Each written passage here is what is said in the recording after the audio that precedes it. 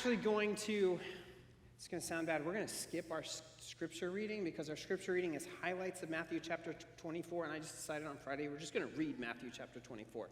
So we'll get there as we go along. Today's sermon is not going to be like a normal sermon, which is probably a terrible decision for Pastor Appreciation Day. But I want to confess to you that I grew up United Methodist, but I also kind of grew up a little bit Baptist at the breakfast table. Because every Sunday morning before church, we would have on in the background Dr. Charles Stanley. Does anyone recognize that name? Some of you might know his son, Andy Stanley. He leads a big church in Atlanta as well. And so I would listen to Charles Stanley at the breakfast table, and then we'd go to our local United Methodist church. And one of the things that Dr. Stanley always did was he always just walked around with his Bible. And he always held it like this, which seemed kind of weird. He never read from it necessarily, but he would walk around with it. And when he was asked, why do you do this? And he said, to let you know that this is where I'm preaching from, right? That the Bible is open and that you can see that I'm preaching from it. And so today, I try to always preach from the Bible, but today I don't have 27 pages of notes on my iPad. I have 2 pages of the Bible. And I actually want to invite you, if you have a Bible, and if you have a digital device, you do have a Bible, to go ahead and turn it on or open it up. This is your permission to pull out your phone. If you really need to work on your grocery list, you can, but I would invite you to open up either the YouVersion Bible app if you have it, or go to BibleGateway.com. We'll be in Matthew chapter 24. I'll be reading from the Common English Bible, the CEB. If you want to read a slightly different translation, the NRSV is good. If you want to read one that's slightly more literal, word for word from the Greek, the NASB is a good option. But what inspired today's sermon is the fact that the last couple of weeks have not been easy to be alive on planet Earth, right? I'm going to confess something, but the district superintendent isn't watching, so that's okay. When we were having charge conference here, and she was leading the meeting, and I was running the computer, I do what all tech people do. I was on my phone. And, yeah, like the one tech person in here laughed. And that was the morning of October the 7th, when the terror attack in Israel was happening. And it was really hard to focus on the excitement of the year ahead and the mission of the church while seeing this going on. And then, of course, like a year and a half ago, I try to follow current events. I can't always do the TV news thing because images sometimes get me. I listen to a lot of podcasts in the weeks leading up to when Russia was at the border of Ukraine. All the podcasts I listened to were like, it's just a show. They're just going to negotiate, get better deals. It'll be fine. And then, of course, they went in. And suddenly it felt like I'm about to turn 40. It felt like this was the highest risk of nuclear war in my lifetime. Not in all of y'all's lifetime. Some of you have lived through way scarier times than this. But then I also remember what it was like on Tuesday morning, September 11, 2001, when I'm in high school, and a teacher runs breathlessly into the room and says, we're under attack. What do we do with this? Real downer, I know. Let's go eat barbecue, right? And there's lots of extremes. Like for me, honestly, my initial response is fear, and maybe that's because I have 2 young kids, and I am worried about what is going to happen while they're young, but then also the world that they're going to grow up into. I have seen, and you have seen, and maybe even experienced anger, particularly on social media or maybe on TV. You also see lots of people that just ignore it, just block it out, blah, blah, blah. If it's not happening on my street, I don't care, just stress me out too much or whatever. There's the completely ignore it. And then there's also the people that flip to Revelation and try to figure out what chapter we're in, right? And then there are, unfortunately, also those who will tell you exactly what page of Revelation we're in and what size check you can write them to make sure that everyone else knows what chapter of Revelation we're in. And so today, we are going to look at Jesus talking about an unsettled time in the Holy Land and in human history. Today's sermon is not about what's going on in Israel, but it is about what we should be doing when things like this happen. And so we'll begin in Matthew chapter 24. Now Jesus left the temple, right? We've been dipping in and out of Matthew this month, really for a while, but especially this month, we've been looking at the events of Holy Week. So Jesus has come in Palm Sunday. They've welcomed him like a king or an emperor or even the Messiah. They say, save us now, kick out the Romans. He goes right to the temple. He throws out the money changers. He starts acting like he owns the place because why? He owns the place, right? Exactly.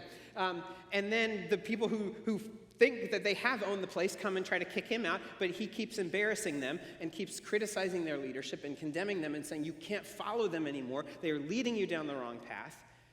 Well, it is now 2 days before Passover, and he has wrapped up his time in the temple. He's done what he needs to do. He said what he needs to say. He's demonstrated what he needs to demonstrate, and now they're leaving the temple. They're going to go up and make a pit stop on the Mount of Olives, and then they're going to go to Bethany and hang out with Lazarus and Mary and Martha until it's time to come back for Passover. So Jesus left the temple and was going away, and his disciples came to point out to him the temple buildings. Let me show you a model of what it looked like during Jesus' day. This is a large model of Jerusalem during the second temple period. This model is in Jerusalem, and if you ever get to go, or I get to take you at a certain point where it gets safe again, we'll go and see this. It's about half the size of a football field. You can see a human right there off to the right. You can see all the little buildings. Those are houses off to the left. But that's the temple structure. Now, the temple is the part in the middle. We talked about three-part structure. You've got the outer court. That's that kind of front yard. There'd be a water basin and an altar and stuff out there. Then inside the building, there was an inner court, and then deeper in was the Holy of Holies. Only one person could go in there one time a year, and it was so dangerous that they tied a rope around his ankle so that if God killed him, they could pull him out.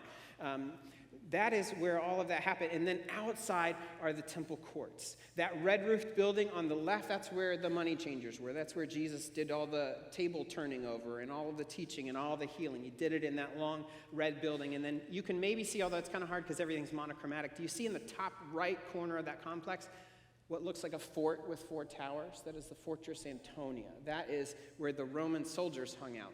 Under the guise that they were protecting the temple, but what do you think they were really doing? Watching and intimidating and trying to keep the people in line. It's thought that that's where Jesus was tried by Pilate and where he was flogged and where he received the cross. So, but do you notice the scale of everything? Right? The Jewish temple was one of the 7 wonders of the ancient world. It was massive. Back in January, I've told you this before, Karen and I got to go to Washington, D.C., and we saw a show at the Kennedy Center, which I thought was just a theater. The Kennedy Center is massive. It's multiple theaters in a large rectangular building. I took my breath away to stand next to it. I've never had that happen with a theater before. And virtually every block in Washington, D.C. is massive buildings, right? It makes an impression on you. Now, let me ask you, after a week in which Jesus has acted like he's owned the place, why do you think the disciples on the way out are like, hey, check that out, hey, check that out, hey, check that out? They're starting to measure the drapes, right? They expect that Jesus is going to get rid of all these people, and this is going to become their office. They're like impressed. We're going to be responsive. Jesus, isn't this awesome? And what is Jesus' response? He responded, do you see all these things? I assure you that no stone will be left on another. Everything will be demolished. When you're standing next to a building that large, does it even seem possible? And remember, they're like in an era, there's no bombs, there's no guns, there's no rockets or anything like that. I mean, the stones are 2 to 3 tons a piece. They're the size of an SUV. It's unfathomable that this place would be dismantled like that. You know, kicked out, whatever, but not a stone left on another stone. That just doesn't even seem possible to the disciples. And so they're stewing on this as they walk down the valley and up to the Mount of Olives, which is just outside. It's across one valley. And actually, this is a view from the Mount of Olives in current modern day Israel. So you're up on the Mount of Olives, you see that valley down below, and then you see the Temple Mount, right? You can see the rectangular outline. There's no tall walls anymore, but there's a platform there. And then in the center is the Dome of the Rock. That's a mosque, and it is over where the temple was. And so you can still see the scale of it, even though Jerusalem has been built out and built up. It's huge. And so they're sitting looking at this structure, still unable to wrap their minds around this happening. And so they ask, Jesus, tell us, when will these things happen? When is it going to happen? And then they ask, what will be the sign of your coming and the end of the age? Do you see that those are two different questions? When will these things happen, the destruction of the temple? And when will be the sign of your coming and the end of the age? Jesus hasn't been crucified yet. He hasn't been resurrected yet, but he's been talking about the coming of the kingdom. And we know, like they knew that the Messiah was going to be enthroned. They did not know that it was going to be through death. For some reason, they just still haven't picked up on that. But they're two different questions. But can you see, because they ask them back to back, that in their mind they're connected? Right? In their, like they ask these back to back because in their mind they're connected. Well, we're going to fast forward just real fast, scroll down to verse 33. Jesus has been explaining his answer to the first question, and he says, in the same way, when you see all these things happen, you know that the human one is near at the door. I assure you, this generation won't pass away until all these things happen. Notice the phrase, these things. That's the same phrase they asked their question. Tell us, when will these things happen? What was these things? Right. The temple being knocked over. And he says, this is going to happen before this generation passes away. We rewind back to Exodus. The chosen people refused to go in the Holy Land, so God says you're going to wander the desert for a generation. How long was a generation then? How long did they wander in the desert? 40 years, right. So roughly speaking, a biblical generation is 40 years. Do you know how many years it was before Jesus' prediction came true? 37 years. And it did happen. And here is real evidence of it. This is outside the western wall of the Temple Mount. And those are the stones of the wall that the Romans threw down in AD 70. Those stones have been laying in that exact spot for 1,953 years. The Roman army came through because Israel tried to revolt. They used all their power and all their money to try to overthrow Rome. That did not work. Rome came through. They used levers and they dismantled the Temple Mount, stone by stone, and that's where they fell. And that street, that's a street Jesus would have walked down to get into the temple. They're still there. They eventually got covered over by dirt, and they raised the level of the floor, and then obviously archaeologists come back and uncover it all. But this is evidence that it happened. It's a very real thing that happened in the Holy Land. And as we'll see, it was very scary and very bad. So Jesus says all of these things will happen before a generation passes away. And then he says, but nobody knows when that day or hour will come. What do you think that day is? When the kingdom will come. So Jesus gets asked two questions, and he answers two questions. And it's important to see this because this is one of those chapters that often just gets thrown in a blender to say that we should be watching the newspaper to know when exactly Jesus is coming back. So let's go back to the beginning. So Jesus says, not one stone will be on another. And they say, when will this happen? Jesus replied, watch out that no one deceives you. Isn't that an interesting opening thing? They want to know, all right, when is the scary thing going to happen? And he begins with, let no one deceive you. Why do you think that's the first thing he said to them? Because that's the biggest temptation and danger facing them. Not that this thing would happen, but that they would misunderstand it. Or that those around them would be able to use it to mislead them. Watch out that no one deceives you. Many will come in my name saying, I am the Christ. They will deceive many people. You will hear about wars and reports of wars. Don't be alarmed. These things must happen, but this isn't the end yet. How many of you have seen a social media post in the last 3 weeks saying the end is coming? Guys, just turn on the news and you'll see. And Jesus is speaking about terror and violence and destruction in the Holy Land, and he says these things will happen. But it isn't the end yet. Nations and kingdoms will fight against each other, and there will be famines and earthquakes in all sorts of places. Because that's how the world works. We are in a world that is still under, to a degree, the power of sin and death. It has been defeated, but it's not gone yet. That's part of our mission, is to help get rid of it. But it still has a hold, doesn't it? All we have to do is turn on the news. It still has a hold. Nations are going to fight nations because sin and death still has a hold in this world. Natural disasters are still going to happen because sin and death and chaos still have a hold on this world. It's not permanent, but it is still here. But all these things are just the beginning of the sufferings associated with the end. That's verse 8. Does anyone else have a different image in verse 8? These are just the beginning of the birth pangs. Anyone give birth in here or know someone who has? Yeah, I hope this is okay. Kara started having contractions like months before Brooks came. And the internet's super helpful. It's like, well, it means you could be having your baby or it could be months off. Thanks, Google. That's super helpful.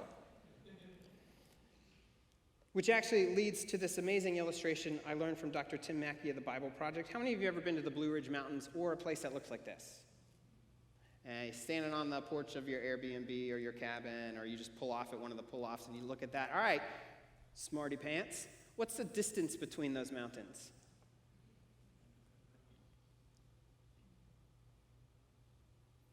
How would you figure that out? You'd Google it. Well, they didn't have Google in Jesus' day. Or you could walk it, right? But just by looking at it, can you tell the distance between those mountains? No. Okay, how about this? This is from Denali in Alaska. What's the distance between that tree hill in the front and Denali in the back? Again, you could look it up on a piece of technology that they didn't have then, or we could just look at it and say, I don't know. Some of us might say a short amount of distance, some of us might say a long distance, because that's just how our perspective perceives something like this. And now here's a Bob Ross painting. What's the distance between the grassy hills in the front and the mountain in the back? It's not real. The distance is 24 inches. Because this is a piece of art. Apocalyptic literature in the Bible is poetry, and poetry is art. It doesn't mean it doesn't tell us the truth, but it's art. And so when we look at apocalyptic literature and we try to guess how far away the coming of Christ, the mountaintop, is, versus something in the foreground like the destruction of the temple, we're not going to be able to do that. And in fact, Jesus tells us even he can't tell us that. And so it's important to keep this perspective game in mind when Jesus starts talking about this. And remember that everything he's saying right now, he says, will happen before this generation passes away. At that time, he says, they will arrest you, abuse you, and they will kill you. All nations will hate you on account of my name. And at that time, many will fall away. They will betray each other and hate each other. Many false prophets will appear and deceive many people. And because disobedience will expand, the love of many will grow cold. We see this in the book of Acts. We see people coming, claiming to be the Messiah who are not. Modern day contemporary history tells us that. There was a guy named Josephus, and he was not a member of the Jewish nation. He wasn't writing for the home team. He was writing from the outside, and he told stories of people who claimed to be the Messiah. And what happens to your faith when times get hard? Sometimes it gets a little stronger, and then sometimes it gets a little shaky, doesn't it? I would love for all of our answers to be like, we just double down and we pray harder, but how many times have you looked at the difficulties of the world and thought, God, where are you, rather than God, thank you that you're here with me? Things get hard. They get tempting, especially if things have been going wrong for quite a while. But it says, but the one who endures to the end will be delivered. The gospel of the kingdom will be proclaimed throughout the world as a testimony to all the nations, and then the end will come. Does this sound similar to what Jesus will then commission his disciples to do at the end of Matthew, the Great Commission? Go therefore into all the world and make disciples. Jesus is telling us what is going to happen. And then here's where we start to get into the stuff that gets a little, we'll call it interesting. When you see the disgusting and destructive thing that Daniel talked about, standing in the holy place, in parentheses, the reader should understand this. Some of you are like, I am a reader, but I do not understand this. This is like Matthew telling you, if you don't get it, go back and read Daniel. And this is one of the hardest parts about reading the Bible, is because we just want to read it through and be like, I'm just going to read my one chapter of the Gospels, and then I'll have all the answers, and then it'll be fine. But the Bible is like, oh, well, you want to know about this? We'll go back and read this, and then meditate on this, and then read this again. And then after you read this again, go back and read that again, and then you'll be able to start putting it together. And so what he's talking about is that in the book of Daniel, Daniel sees what is going to happen in AD 70, 37 years after Jesus makes this prediction. And that is the destruction of the temple, but also the desecration of the temple. And so the Roman army came through, and they not only pried all those stones off, they then lit everything on fire, and they burned everything that could burn inside the temple. And then after that, they set up their own altar to Caesar on top of the altar to God and made sacrifices to Caesar, fully and completely desecrating that whole holy space. And Jesus says, when you see this thing happening that Daniel's told you about, then those in Judea must do what? Who has their Bible open? Escape to the mountains. When you see this happening, run. And when I was studying this week, this was the point where I had to pause. Because we have seen video of this happening. Not this specific event. But we now live in a world where everyone, the good guys and the bad guys, have phones and GoPros, and they film all of it. And we've seen videos of civilians running for their lives. Those on the roof shouldn't come down to grab things from their house. Those in the field shouldn't come back to grab their clothes. How terrible it will be at that time for women who are pregnant, for women who are nursing their children. Pray that the day doesn't happen in winter or on the Sabbath. There will be great suffering such as the world has never before seen and will never again see. Remember, right now, Jesus is talking about a very specific thing that's going to happen in history, and he seems to think it's going to be awful. Now, that phrase, like never before and never after, that is a phrase that happens in the Bible quite a bit. You might recall a couple weeks ago, we talked about King Hezekiah, and the Bible described him as the greatest king, no one like him before and no one after him. Well, guess what? A couple kings before, there was no one like him before and no one after him. A couple kings before, there was no one like him before and no one after him. It's just a way of like, if I could say that's the worst meal I've ever had in my life, you don't actually think I'm literally saying it's the worst meal. You get it. So this is what Jesus is saying. But why would this be such a big deal? Because the temple is where the presence of God was supposed to be. And Jesus says if that time weren't shortened, nobody would be rescued. But for the sake of the ones whom God chose, that time will be cut short. So you're going to be running for your life, and it's going to be terrifying, but know that God is still with you and God is still working. Then if someone says to you, look, here's the Christ, or he's over here, don't believe it. False Christs and false prophets will appear, and they will offer great signs and wonders in order to deceive, if possible, even those whom God has chosen.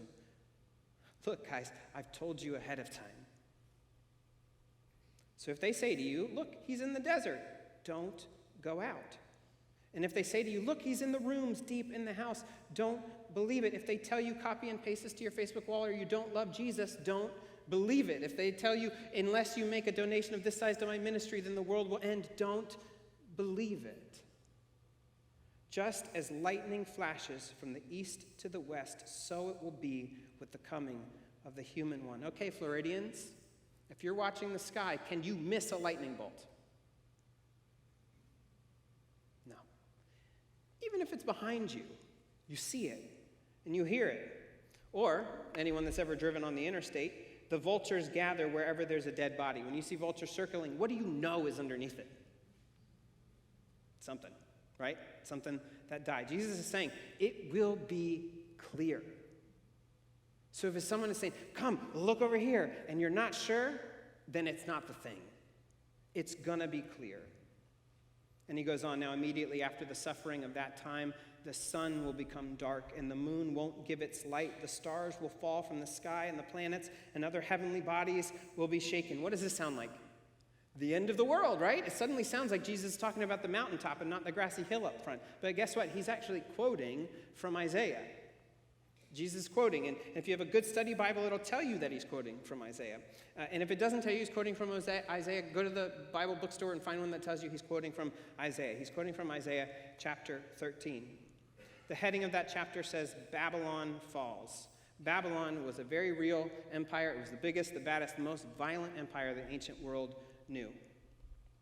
They started with the Tower of Babel, which was not just a great engineering project. It was human beings saying to God, we don't need you. We're invading heaven to prove to you we don't need you. That's how Babylon got started. And then they built up into this big, vicious, violent empire that would eventually come through and destroy the first temple. But here, this is how Isaiah describes the fall of Babylon. Heaven's stars and constellations won't show their light.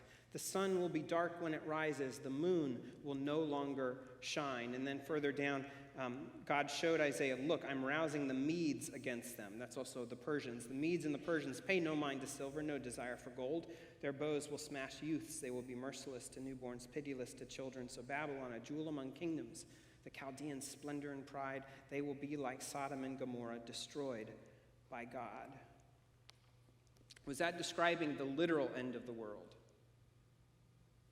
No. It was describing the end of the biggest, baddest, most violent, vicious empire the world has ever known. Can you see how that might feel like the end of the world? The world that they knew it changed. Right? The one that seemed to control the whole world was suddenly gone. In fact, Babylon fell extremely quickly in like the space of 2 weeks. Can you imagine how we would feel or think or describe what's going on if 2 Sundays from now the United States of America no longer existed? It would feel like the world ended. And so they used language that described the end of the world, but they're not talking about the end of the world. They're talking about the end of the world as they know it. And Jesus follows it up with another fun image. Then the sign of the human one will appear in the sky. At that time, all the tribes of the earth will be full of sadness, and they will see the human one coming in the heavenly clouds with power and great splendor. What does this sound like? It sounds like one of those Christian TV movies, right? It sounds like the rapture. It sounds like does it sound like Jesus is coming down? It sure does, except for Jesus is here quoting Daniel chapter 7. And in Daniel chapter 7, Daniel is having a dream about all these empires that are going to come through and cause chaos on the earth. And then it says that God will come and destroy all of those empires. And after all those empires will be destroyed, it says that as I was watching this night vision of mine, suddenly I saw one like a human being coming with the heavenly clouds. He came to the Ancient One and was presented before him. Rule, glory, and kingship were given to him. All peoples, nations, and languages will serve him. His rule is an everlasting one. It will never pass away. His kingship is indestructible. Does that sound like the one went up or came down?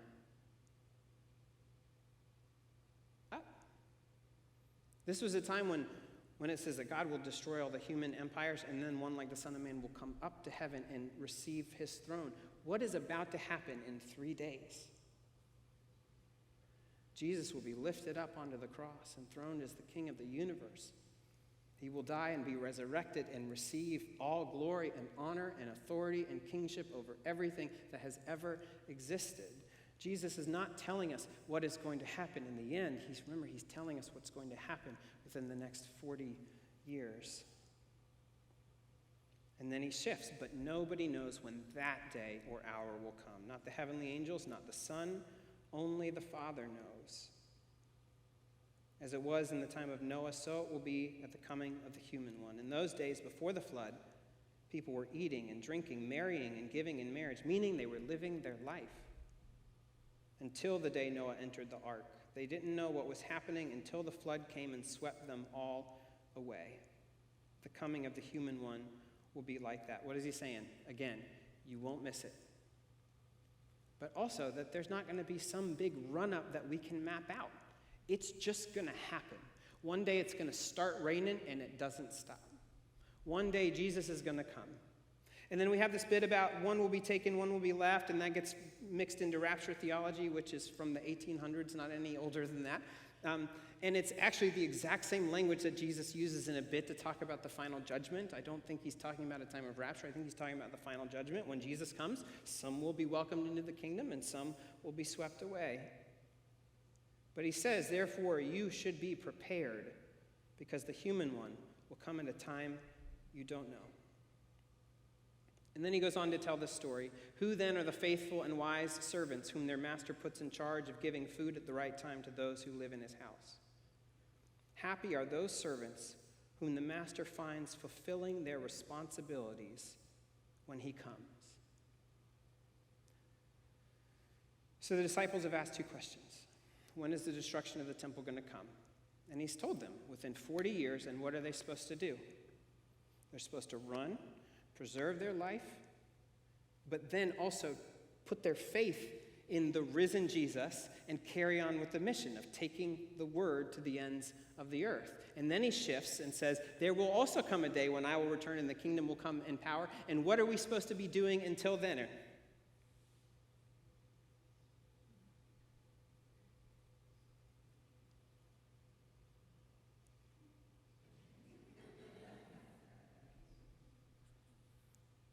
We're to be faithful and watchful. And the thing is, we're oftentimes drawn to one extreme or the other. Some of us are very watchful. This is the code breakers. This is the people trying to figure it out. Here's the good news. None of this matters to your salvation. It's not in the Apostles' Creed. It's not in the believe in your heart, confess with your mouth that Jesus is Lord, and you will be saved. We can totally agree on all this, and we're still going to meet up in heaven, and we'll laugh about it, because then we'll know who was right and who was wrong. And the truth is, we'll probably both be wrong. Some of us are more watchful, and then some of us are more faithful. And on that end, I tend to be more towards the let's just get back to work. So I need to be reminded that Jesus also wants us to be watchful, that there is a sense of urgency to what we do. Because the truth is, Jesus could come before the sermon is over, and it's almost over, I promise. I know there's barbecue in the lobby. We want to get to it. Jesus could come at any moment.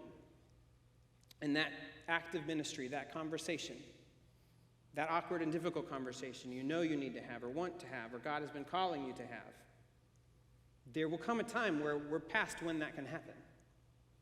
And so there needs to be a sense of urgency and expectation that we don't leave undone what God has called us to do, but we also can't just sit in fear or in action or in assumptions. And so I want to close with a list of 6 things that another pastor, a pastor named Rich Velotis, put out as a call, and I love it. I took his 6 things, and I'll give my own thoughts on it, that we can do in times like now. Number 1 is pray. This should always be number 1, good times and bad times. Number 2 is to grieve. The Bible tells us to mourn with those who mourn. Celebrate with those who celebrate, but mourn with those who mourn. And we can't mourn with those who mourn if we just block out all the bad stuff in life. We've got to stay plugged in to a degree. Number 3, we should be humble in our judgments. Nothing in current events is as simple as good and evil. And multiple truths and realities can be held at one time. It's not easy, it's not fun, it's not popular, but that's how life works. Number 4, we should be wise and discerning. Because especially when the world feels out of control, and especially when there's conflict, narratives are crafted to support and justify and persuade. And not all of them are true. Not all of them are false, and not all of them are partially true. So we should listen and be wise. Number 5, remember that our allegiance is to Jesus. Our allegiance is to Jesus, which means we don't blindly support any earthly power. The key word there, though, is blindly. Whether it's a nation or an institution or a denomination or a church or a leader. Does that mean we can't support our nation? No, of course not. Does it mean we can't give our nation the benefit of the doubt? No, of course not. But we don't blindly support any institution or human power because all have sinned and fallen short of God, and all are called to unity in Christ. Not unity in fandom for the Florida Gators or unity in one denomination. Our unity is in Christ. And then lastly, we are to work for peace. If we can help and affect what's going on around the world, great, do it. Use the power and opportunities that you have. But how many of you also know we have got a lot of peacemaking to do right here at home? Even about what's going on in the Holy Land. How many of you know that there's anger and sadness and fear and grief and frustration and division going on right here in our community about what's going on? We might not be able to get on a plane and fly to Israel or Gaza or Ukraine or Russia or Sudan or anywhere else that there's conflict, but we can be peacemakers here at home. So let us commit ourselves to being watchful and faithful.